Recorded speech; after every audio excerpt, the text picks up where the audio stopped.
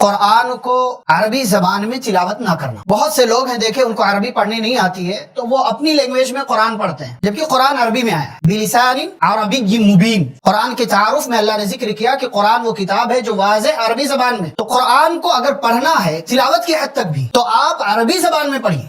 قرآن کسی اور زبان میں نہیں آیا. رومن میں، ہندی میں، مراٹھی میں، تمل میں، تیلگو میں، کنڑا میں، فلاں میں قرآن اس زبان میں نہیں آیا. اسلامی حکومت پھیلی، سرحدیں پھیلی، صحابہ یہاں وہاں گئے اور دوسرے ملکوں کے لوگ مسلمان ہوئے تو جہاں اسلام پہنچا ہر ملک میں عربی بولنے والے نہیں تھے. تو کیا وہاں کے لوگوں نے، علماء نے، دوسرے لوگوں نے یہ کہا کہ چلو ہم یہاں کی زبان میں قرآن لکھ لیتے؟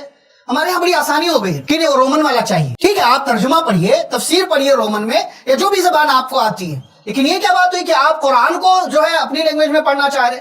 قرآن اللہ نے عربی میں اتارا ہے، عربی میں پڑھیے. اور پڑھنا نہیں آتا سیکھیے. جب تک آپ عربی نہیں پڑھ پا رہے، نہیں سیکھ پا رہے، تب تک آپ پڑھیے دوسری لینگویج میں. لیکن آپ سیکھنے کی کوشش کیجیے. کسی حافظ کو، عالم کو ہائر کیجیے.